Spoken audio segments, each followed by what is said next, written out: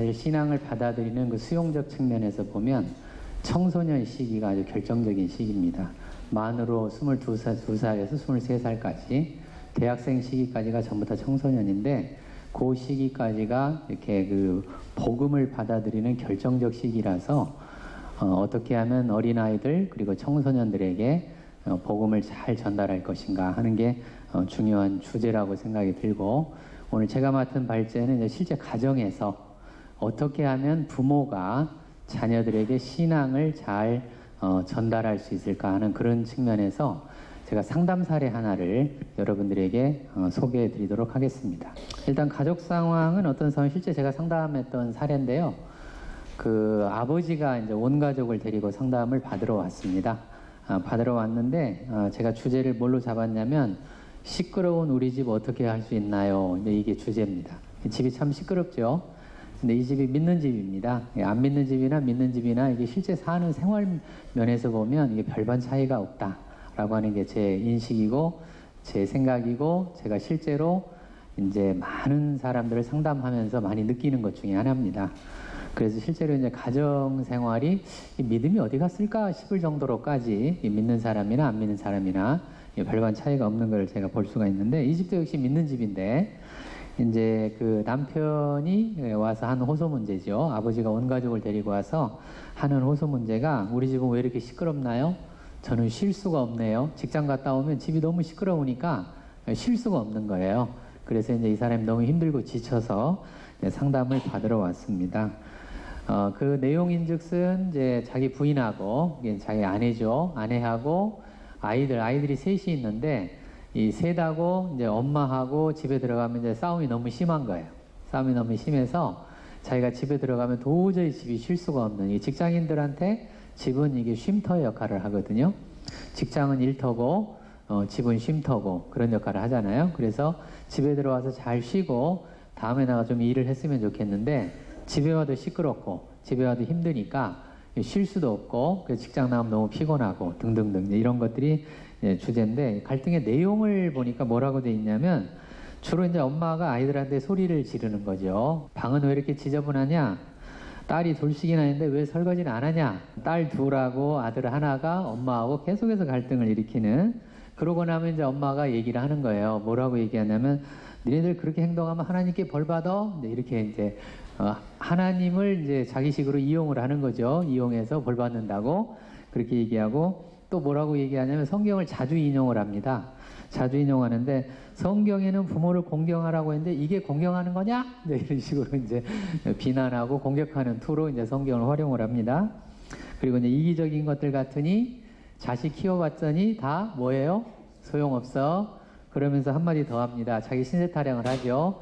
남편 복도 없는 년이 자식 복도 없어. 이거 아주 익숙한 말이죠. 우리나라 사람들이 자주 쓰는 말 중에 하나인데 이런 말을 이제 엄마가 합니다. 이게 이제 가족 상황이에요. 현재 이 가족 상황이 이제 왜 이렇게 됐을까? 이거를 조금 이제 우리가 알아볼 필요가 있는데, 제가 그래서 이제 왜 이 가족이 이렇게 됐을까를 좀 역사적으로 한번 봤어요. 이게 가족 역사인데, 역사적으로 봤더니 이 남편이 이제 자기가 원래 결혼 전에 좋아하던 여자가 있었습니다. 여자가 있어서 그 여자하고 결혼하고 싶어 했는데 할아버지가 반대를 했어요. 이 집이 대가족 그런 집안이라서 할아버지가 실질적 권한을 가지고 있는 그런 집이었어요. 그래서 할아버지가 반대해가지고, 왜 반대했냐면 이유가 뭐냐면 결혼할 여자를 봤더니 할아버지가 봤더니 너무 여리고 약해 보인다. 그래서 이런 사람이 집에 들어오면 일을 못한다. 그러니까 안 된다. 그래서 이제 강제로 헤어지게 만들고 이제 할아버지가 누구 아는 사람 소개해가지고 데리고 온 여자하고 결혼을 시켰습니다. 그 여자는 어떤 여자냐면 씩씩한 여자였어요. 씩씩한 여자고 그 다음에 일 잘하는 여자, 그런 여자를 데리고 온 거예요. 집안일을 잘하는 여자. 그렇게 해서 결혼을 했습니다. 그러다 보니까 남편이 이제 부인이 마음에 안 들잖아요. 마음에 안 드니까 이 남편은 계속 어떻게 살았냐면 일에만 파묻혀서 사는 거예요. 회사 다니고 일에 파묻혀 살고 그 다음에 이제 교회는 다니고 이런 식으로 이제 이 가족이 그렇게 산 거죠. 그래서 이제 이 가족을 제가 보면서 진단을 두 가지 측면에서 제가 진단을 했습니다. 하나는 뭐냐면 이제 가장의 리더십 부재라고 하는 측면에서 제가 하나 봤고요. 가장의 리더십 부재. 무슨 얘기냐면 이제 이 남편이 부인이 마음에 안 드니까 회사 일에만 파묻혀 사는, 그 회사 일에만 파묻혀 사는 게 이제 많은 현대인들의 모습이죠.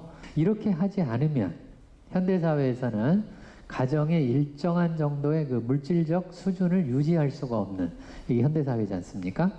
이게 이제 철학적으로 얘기하면 물질 중심 사회를 반영하는 그런 가족 그 형태, 우리 삶의 형태인데, 그래서 그런 삶의 형태를 가지고 있기 때문에 대부분의 남성들이 이제 가장임에도 불구하고 집에서 리더십이 실종되어 있는 상태입니다.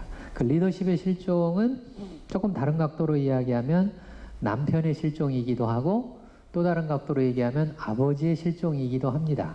그러니까 리더도 없고 남편도 없고 뭐도 없어요? 이제 아버지도 없는, 이게 현대 가정의 그런 이제 그 모습 중에 하나죠. 현대 사회에서는 이 리더십의 입증이 어느 쪽에 가 있냐면 경제적 번성 쪽에만 가 있습니다. 그러니까 내가 열심히 일을 해서 경제적으로 열심히 일을 해서 번성, 이거를 해주어야만 리더로서 인정받는, 이게 현대 사회지 않습니까? 그러다 보니까 이 리더십이 어느 쪽으로만 가 있냐면 돈 버는 쪽으로만 가 있는 거죠. 경제적 번성 쪽으로만 계속 가 있다가 보니까 많은 문제가 생기게 됩니다. 한 공동체의 리더가 되어지면 리더는 반드시 두 가지를 책임을 져야 되는데, 하나는 공동체의 번성이고 또 하나는 그 공동체의 질서 유지입니다. 이 두 가지가 리더들에게 부여된 중요한 역할이고 중요한 임무입니다. 번성에는 이런 물리적, 경제적 이런 번성만 있는 게 아니고 심리적 번성도 있고 영적 번성도 있습니다. 그러니까 지금 이 남편 같은 경우도 열심히 회사에 가서 일은 하는데 경제적 번성을 위해서 두 가지 면에서 리더십이 없어진 거죠. 하나는 심리적인 면, 심리적 번성 측면, 또 하나는 어떤 면이냐면 영적 번성 면에서 리더십이 없어진 겁니다. 그래서 이 주제 때문에 나오는 게 뭐냐면 경제적으로는 성공하는 사람들은 많아지는데 어느 쪽에 실패하는 사람이 늘어나냐면 심리적으로 실패하거나 영적으로 실패하는 사람들이 늘어납니다. 이런 거를 제가 뭐라고 이름을 붙여놨냐면 성공 실패라고 이름을 붙여놨습니다. Success Failure라고는 그런 개념이 있는데, 한쪽으로는 성공을 하는데 한쪽에서는 실패를 하는 이런 사람들이 지금 현대사회에서 많이 늘어나고 있는데, 이 그리스도인들도 예외가 아닙니다. 그리스도인도 예외가 아니어서 이렇게 가고 있는 거죠. 그래서 이 집은 이제 경제적으로는 풍요로워지는데 남편이 이제 열심히 일하고 회사에서도 촉망받는 사람이 되고 차기 임원을 꿈꾸고 있기 때문에 이제 돈은 많이 법니다. 많이 벌어서 경제적으로는 넉넉하고 여유가 있어요. 여유가 있는데 심리적으로 빈곤하죠. 그 심리적 빈곤의 첫 번째 주제가 뭐냐면 아내의 외로움입니다. 아내가 외롭죠. 왜? 남편이 없지 않습니까? 이 남편이 없는 거는 이제 두 가지 측면이 있는데, 하나는 있어도 없고 없어도 없습니다. 있어서 없고 없어서 없고 이러는 거죠. 없어서 없고라는 거는 남편이 집에 들어오는 시간이 적다는 얘기고, 회사 일을 열심히 하다 보니까 집에 들어오는 시간이 적지 않습니까? 집에 들어가도 거의 잠만 자고 나가고 이렇게 되지 않습니까? 이게 진짜 없는 거죠. 없어서 없는 거죠. 근데 있어도 없다라고 하는 얘기는 뭔 얘기냐면 집에 있어도 심리적 상호작용을 안 하는 거죠. 정서적 상호작용을 안 합니다. 안 하거나 못 하거나 그러죠. 왜? 너무 지쳐 있으면 정서적인 상호작용을 못 하지 않습니까? 쉬기 바쁘고 자기 바쁘고 먹기 바쁘고 다음날 회사 생활을 준비하기 바쁘고, 그래서 이제 남자들이 집에 들어오면 자고 먹고 보고 이 세 가지만 주로 하죠. 자고 먹고 보고 이 세 가지. 이게 이제 그 심리적 다 빈곤에 관한 얘기들이죠. 그러니까 없어서 없고 있어도 없는, 이것 때문에 생기는 이제 그 부인의 외로움, 아내의 외로움. 여자가 외로워지면 길은 딱 두 가지 길밖에 없습니다. 여자가 외로워지면 하나는 밖으로 나가거나 아니면 애들한테 가거나, 이 둘 중에 하나죠. 현대사회에서는 이제 애들로 가는 사람이 적어지고 있잖아요. 전통사회에서는 애들로 많이 갔는데 엄마하고 애들하고 끈끈한 정서적 관계를 유지해서 그나마 살아갑니다. 살아가는 게 전통사회라고 한다면, 현대사회에서는 이제 아이들하고 붙는 엄마들이 적어지고 밖으로 자꾸 나가죠. 그래서 이제 외도하는 문제가 그래서 생깁니다. 여자들도 외도하는 사람들이 많이 늘어나고 있거든요. 이런 것들이 그런 거하고 연관되어 있습니다. 이게 이제 심리적 빈곤에 관한 얘기고, 외로움의 주제고 공허함의 주제고 허전함의 주제, 이런 게 생기는 거고, 또 하나는 영적 빈약입니다. 심리적 빈곤과 영적 빈약의 주제가 생기죠.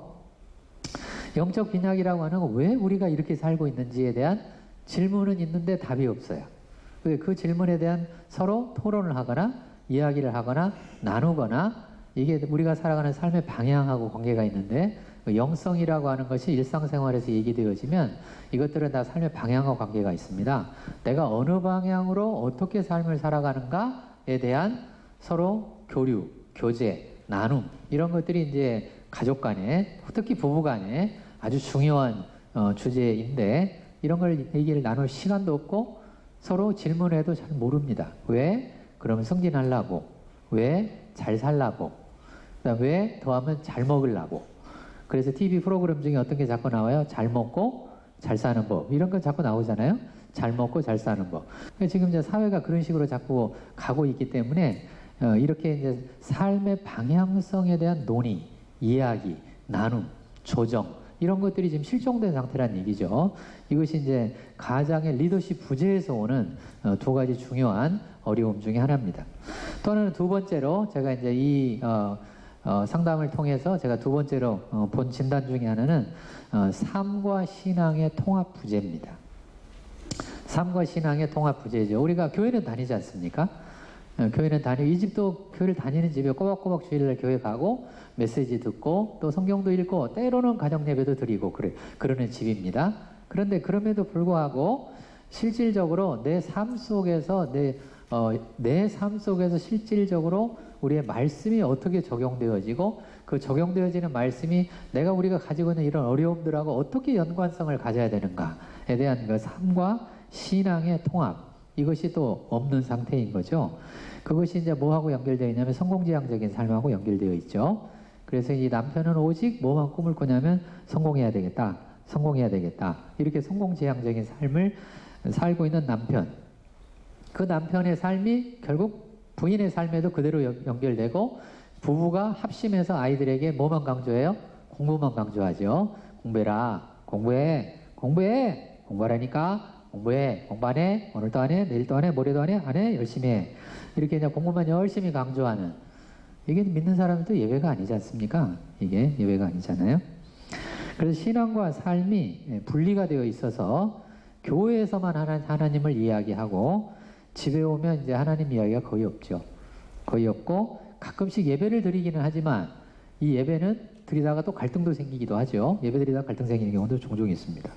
갈등이 생기면 이제 윽박지르거나 화를 내거나 그 다음에 힘으로 뭔가를 해결하려고 하거나 등등등 이런 일들이 이제 집에서 이루어지고 있는 겁니다. 두 가지 측면에서 제가 진단을 하나 해드렸습니다. 리더십의 실종이다. 또 하나는 삶과 그 다음에 신앙의 분리, 통합의 부재다. 이렇게 제가 얘기를 해드렸고 이제 그럼 해결로 넘어가겠습니다. 해결은 세 가지 측면에서 제가 해결을 제가 봤습니다. 첫째 하나는 헌신의 모델링 또는 헌신 가로해놓고 현존 모델링이라고도 제가 써놨는데 이거는 무엇에 관한 이야기냐면 안정성에 관한 이야기입니다. 이 안정성이라고 하는 거는 이제 이 헌신 모델은 어디에서 우리가 찾을 수 있냐면 하나님에게서 찾을 수 있습니다. 일단 하나님의 언약 리더십입니다. 하나님의 언약, 커버넌트 티올로지, 언약 신학이지 않습니까? 이 모든 관계의 시작, 모든 관계의 기초, 모든 관계의 어떤 그 파운데이션, 그러니까 그 가장 기본이 되는 것들은 전부 다 어디서 오냐면 헌신에서 옵니다. 헌신에서 오는 거죠. 그러니까 하나님의 언약은 인간과 하나님 사이의 관계에서 그 관계의 기초가 되어지고 그 관계의 기초로 인해서 생겨나는 게 있습니다. 그 생겨나는 게 뭐냐면 예수님을 통해서 생겨나는 건데 요한복음 10장 10절 말씀이죠. 그 10장 10절 말씀에 예수님이 이 땅에 오신 목적 딱 두 가지를 얘기하고 있습니다. 하나가 영원한 생명이고 또 하나가 풍성한 삶이죠. 딱 두 가지만 예수님이 이야기를 하시고 계시는데 그런 영원한 생명과 풍성한 삶을 위해서 하나님께서 뭐를 해주시냐면 헌신을 해주십니다. 이게 이제 언약을 맺어서 헌신을 하나님이 해주시는데 그 언약의 결과로 인간은 안정된 삶을 살게 되어 있어요. 이 안정된 삶이라고 하는 것은 뭐하고 관련되어 있냐면 현대인들이 많이 겪는 심리적인 주제죠. 불안, 두려움. 이것이 쭉 극단적으로 가면 이제 공황장애까지 이어지는 이런 주제인데 이런 거하고 관계가 있습니다. 그래서 그 현존의 모델에서 보면 하나님이 성경을 통해서 꾸준히 우리에게 주시는 말씀 중에 하나가 두려워 말라, 놀라지 말라, 염려하지 말라, 내가 너와 함께 함이니 라고 하는 이 말씀을 주십니다. 내가 너와 함께 한다라고 하는 이 말씀은 성경 말씀 속에서만 말하시는 게 아니라, 또는 이 말씀은 성령이 우리와 함께 하시는 내주함으로 인해서 우리에게 주시는 말씀이기도 합니다. 한편으로는 성경 말씀을 통해서도 우리에게 주지만, 또 한편으로는 우리의 마음에 성령이 내주하시잖아요. 내주하시면서 정말 우리와 함께 하시지 않습니까? 그런 이제 현존의 모델입니다. 그래, 이 주제를 이제 지금 여기서는 제가 김남편이라고 제가 이름을 붙여놨는데, 그 김남편의 현존 모델링으로 가서 보면 가장으로서의 리더십, 아까 얘기한 것처럼 경제적 번성, 그 다음에 심리적 번성, 영적 번성, 이 세 가지를 이제 책임진 사람이죠. 공동체의 장이 됐다는 얘기는 경제적으로도 번성하고 심리적으로도 번성하고 영적으로도 번성해야 되는데, 이 리더십의 회복이죠. 그러니까 우리 현대인들이 많은 경우에 물질적 풍요로움을 위해서 열심히 헌신하는 것은 기정사실화가 되어 있습니다. 그런데 한 가지 부족한 점이 있어요. 어떤 게 부족하냐면 관계에 헌신을 한다, 이런 생각은 굉장히 약합니다. 관계에 헌신을 한다. 그러니까 성공을 위해서 일에 헌신하고 경제적 번성을 위해서 돈을 벌기 위해서 열심히 헌신하는 것은 기정사실화 되어 있는데 반해서, 동시에 우리는 그거에 못지않게 중요한 게 관계인데, 그 관계에 헌신하는 거에 대해서는 생각이 약하거나 생각이 아예 없거나, 그래서 결혼하고 나면 아예 부인은 집에 있는 사람, 죽을 때까지 집에 있는 사람, 이렇게만 생각을 한단 말이죠. 그러니까 부인과의 관계, 아내와의 관계, 아이들과의 관계를 위해서 내가 어떻게 헌신하고 내가 어떻게 여기에서 자리매김을 해야 되고, 이 생각이 별로 없다는 얘기죠. 남편이 되고 아내가 되면 지금부터는 아내 되어가고 남편 되어가는 이 과정에 대한 인식 자체가 별로 없는, 이 과정이 되려면 관계에 대한 헌신이 필요한데, 이 관계에 대한 헌신의 주제가 별로 없는, 이런 것이 이제 이 현존 모델에서 우리가 깨달아야 되고 각성해야 되고, 그래서 우리가 이제 경제적 번성을 위해서 열심히 헌신하는 것도 중요하지만, 금방 얘기했던 심리적 번성을 위해서 어떻게 헌신해 갈 것인가, 그 다음에 영적 번성을 위해서 어떻게 내가 헌신해 갈 것인가, 이런 것들이 이제 중요한 주제로 등장한다는 얘기죠. 두 번째 뭐냐면 가족 내 질서 유지입니다. 이제 리더가 되어지면 첫째 하나는 번성이고요. 또 하나의 중요한 주제가 질서 유지입니다. 리더가 되어지면 그거는 이제 가정의 리더든지 교회 공동체의 리더이든지, 그다음에 어떤 사회적 단체의 리더이든지, 한 국가의 그 리더이든지 다 똑같습니다. 다 똑같은 주제가 적용이 되는데, 번성과 질서 유지가 아주 중요한 주제로 등장을 합니다. 질서 유지 차원에서 보면 이제 이 한 나라의 이제 그 대통령이다, 또는 한 나라의 어떤 수장이다, 그러면 반드시 법을 잘 제정을 하고, 법을 제정할 뿐만이 아니라 그 법을 잘 시행을 해서 전체 나라가 법질서 테두리 안에 잘 운영이 되게 이렇게 가는 게 중요하지 않습니까? 그런 것처럼 마찬가지로 가정 내에서도 가족 규칙을 잘 제정하는 게 중요합니다. 가족 규칙. 물론 이제 가족 규칙이라고 하는 것도 이제 세상으로 얘기를 하면 이제 성문법이라고 하는 것도 불문법 있지 않습니까? 성문법은 이게 문자로 쓰여 있는 법이고, 불문법은 관습법이잖아요. 그런 것처럼 가정 내에도 그런 게 정확하게 존재합니다. 쓰여있는 규칙 중에 하나가 가훈이라는 거죠. 가훈. 우리가 보통 가훈이라고 하는 게 있는데, 이 가훈이 그런 역할을 하면 성문법적인 역할을 합니다. 그런 게 있는가 하면 또 불문법이 또 있어요. 말은 안 하지만 이 가정의 분위기상 그렇게 행동하지 않으면 안 되는 그런 불문법적인 것들이 상당히 많이 있는데, 이 성문법하고 불문법에 해당되는 가족 규칙을 수시로 들여다보고 이거를 다시 점검해서 다시 제정하고, 또 아이들이 이렇게 성장을 하지 않습니까? 아이들이 성장하고 발달을 하기 때문에 성장하고 발달을 하게 되면 거기에 따라서 이 규칙들을 잘 바꿔가야 될 거 아니겠어요? 사회가 발전하고 문화가 발전하고 그 다음에 문명이 달라지게 되면 거기에 맞게 법을 자꾸 바꿔야 되지 않습니까? 그래서 법도 이제 살아있는 인격체처럼 우리가 이야기를 하게 되는데, 그런 거하고 똑같은 겁니다. 그런 것처럼 가정 내에서도 이런 규칙을 잘 이렇게 바꿔가야 되는 이런 것들이 필요한데, 이런 것들에 대한 별로 인식이 별로 없거나, 또 실제로 있다 하더라도 제대로 안 하거나, 그렇게 되면 이제 어느 시점에선가는 갈등이 생기고 어려움이 생기고 그렇게 되는 거죠. 그래서 리더가 되어지면 이렇게 규칙의 제정자 역할을 해야 되고, 규칙 제정을 했으면 이걸 놓고 토론회도 벌여야 되겠고, 또 이런 규칙이 제정돼서 운영을 또 해야 되지 않습니까? 운영을 과연 자기 직접 할 것인가? 아니면 남편이니까 이제 부인을 통해서 운영할 것인가? 또 부인이 이제 규칙을 운영하다가 어려움이 생기면 내가 어떻게 개입을 할 것인가? 등등 많은 주제들이 발생하지 않습니까? 예, 그런 것들, 이런 것들이 이제 그 헌신 모델링 쪽에서 중요한 주제로 등장하게 됩니다. 이렇게 번성과 그 다음에 또 하나가 질서 유지를 잘 하게 되어지면 이 집에는 반드시 안정성이라고 하는 게 생깁니다. 스테빌리티라고 하는 게 생기는데, 그렇게 가족의 안정성, 공동체의 안정성을 가져가야 되는 게 이제 헌신 모델링 쪽에서 중요한 주제고요. 두 번째 주제는 나눔 모델링입니다. 나눔이죠. 이 나눔은 뭐냐면 풍요로움과 관계가 있어요. 리더십은 안정성하고 관계가 있고요. 그 다음에 나눔은 풍요로움하고 관계가 있는데, 평생의 삶의 질 쪽에서 보면 부모와 자녀의 정서적 관계가 삶의 질이 결정됩니다. 부부 간의 정서적 관계가 삶의 질을 결정해 줍니다.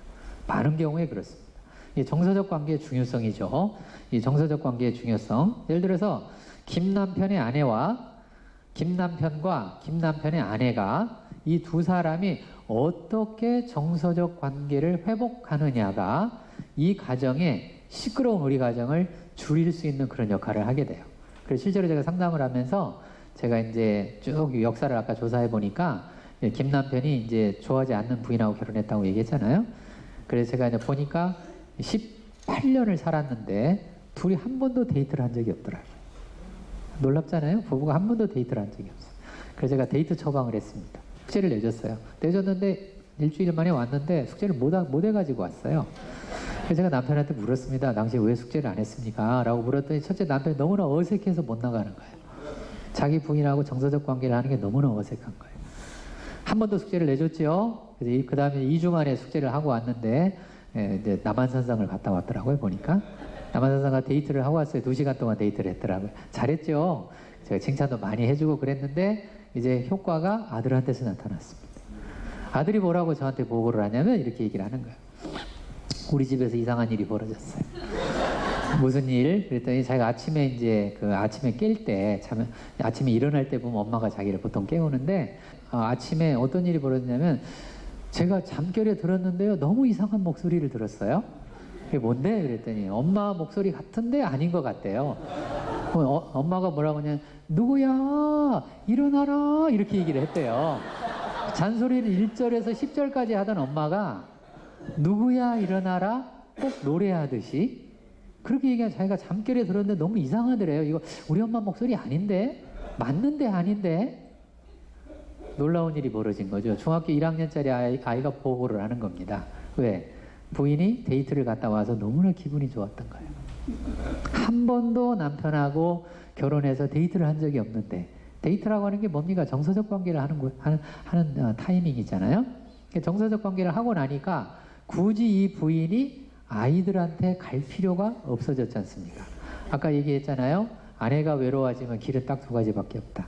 하나는 밖으로 나가든지, 하나는 어디로 가든지, 아이들한테 가든지. 어느 쪽으로 가든지 간에 둘 다 불행해집니다. 밖으로 나가면 외도 문제가 생겨서 불행해지는 거고, 그 다음에 안으로 들어오면 아이들하고 정서적 관계를 너무 심하게 해서 아이들을 통제하는 주제가 벌어져서 문제가 됩니다. 두 가지가 다 문제가 되는 거죠. 그래서 제가 그것부터 처방을 한 거죠. 남편과 부인 사이에 정서적 친밀감을 위해서 데이트 처방을 제가 했고, 그 데이트 처방을 해서 이제 부인이 굳이 아이들한테 갈 필요 없이 남편하고 관계를 하기 시작을 하면 세대 간의 분리가 자연스럽게 일어나지 않습니까? 자연스럽게. 이것이 나눔을 통한 정서적 관계의 회복이라고 하는 주제를 제가 했고요. 시간이 없어서 포인트만 세 번째 얘기하고 마치도록 하겠습니다. 통합 모델링 쪽에서 보겠습니다. 통합 모델링 쪽에서 보면 삶과 믿음에 관한 얘기인데, 지금 이 남편이 어떤 삶을 살고 있냐면 성공지향적 삶입니다. 아까 제가 영성을 뭐라고 얘기해 드렸냐면 방향성이라고 얘기해 드렸습니다. 영성이 우리 삶에 직접 다가올 때는 방향성을 가지고 오는데, 이 방향성의 주제는 사람에게서는 뭘로 나타나는 태도로 나타납니다. 태도 속에서 영성이 나타납니다. 그래서 저 사람이 얼마나 영적인 사람인가를 판단하는 기준 중에 하나가 태도입니다. 심리적인 주제이기도 한데, 이 태도 자체가 태도인데, 그 태도가 뭐하고 바로 이어지냐면 성공지향적인 삶에서 영적인 삶으로 가려면 승리지향적 삶으로 가야 됩니다. 성경에는 성공이라는 단어가 한 단어도 안 나옵니다. 반면에 성공에는 승리라는 단어가 나와요. 그러니까 우리가 성공지향적인 삶은 세상의 삶이라면 승리지향적인 삶이 영적인 삶인 거죠. 그럼 어떻게 하면 우리가 승리지향적인 삶을 살 수 있을까? 김 남편이 인식을 해야 되는 거죠. 아내도 인식을 해야 되는 거죠. 성공지향적 삶에서 승리지향적 삶으로 변형이 필요하죠. 트랜스포메이션이 필요합니다. 이 트랜스포메이션이라는 걸 제가 변형이라고 번역을 했는데, 트랜스폼이라고 하는 폼이잖아요. 가운데 폼이 붙어 있지 않습니까? 트랜스하고 폼이 들어있는데, 이 폼이라고 하는 건 형태, 모양, 구조가 달라지는 현상을 말합니다. 구조가 달라지되 앞에 트랜스가 붙어 있잖아요. 트랜스라고 하는 말의 뜻은 구조가 커지거나 더 좋은 양상으로 바뀔 때 트랜스란 말을 씁니다. 그래서 트랜스포메이션이라는 쓰는 거고, 상담에서는 이 트랜스포메이션이라는 단어를 뭐라고 쓰고 있냐면 변형이란 말로 쓰고 있습니다. 변형이란 말로 쓰는 게 아니라 변형이란 말로 쓰고 있는데, 김 남편과 아내는 이제 인식을 해야 되는 거예요. 세속적인 모델로 살고 있으면 인식을 해야 되고, 영적인 모델로 살아야 되는데, 예수님의 첫 번째 설교입니다. 인류를 향한 첫 번째 설교 딱 2단어입니다. 회개하라, 천국이 가까이 와. 딱 2단어잖아요. 회개와 천국입니다. 이 회개라고 하는 것은 결국 반성인데, 일상으로 보면 이게 반성이지 않습니까? 반성, 돌이킨다는 뜻이죠. 그래서 꾸준히 돌이키는 사람들은 결국 천국 가는 사람들입니다.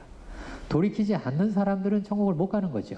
그래서 우리가 간단한 거죠. 내가 잘못했다고 느껴지면 빨리 돌이키면 되는 거죠. 돌이키고 또 돌이키고 또 돌이키고, 우리가 이런 세미나를 하고 이런 운동을 하는 것도 다 돌이키자고 하는 거지 않습니까? 간단하죠. 돌이키면 되는 겁니다. 아까 제가 얘기해드렸던 성공 실패라고 하는 것도 그런 내용 중에 하나고, 수많은 성공한 사람들의 실패자 이야기들, 성공한 사람들, 사회적으로 성공한 사람들이 수없이 불행한 일을 겪는데, 우리나라에는 자살하는 사람들이 굉장히 많습니다. 성공자들의 자살 아주 많습니다. 연예인들 또는 기업인들, 성공자들에게 실패하는 거, 그 다음에 또 성공한 사람들이 공황장애를 겪는 사람들이 굉장히 많습니다. 이거는 목사님들도 예외가 아닙니다. 목사님들 중에도 공황장애 겪는 사람들이 꽤 있습니다. 그런 것들이 다 이제 이런 것과 관계가 있고요. 실질적 재현이죠.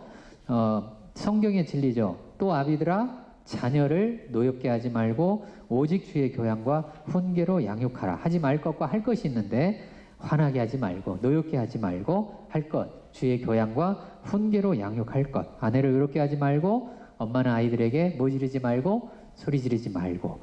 예, 아주 구체적으로 더 어떻게 그렇게 해야 될 것인가 하는 것들은 과제로 좀 남긴 하지만, 그런 것들은 우리가 이제 이런 모델리를 적용해서 가면 될 것 같습니다. 여기까지 마치도록 하겠습니다. 감사합니다.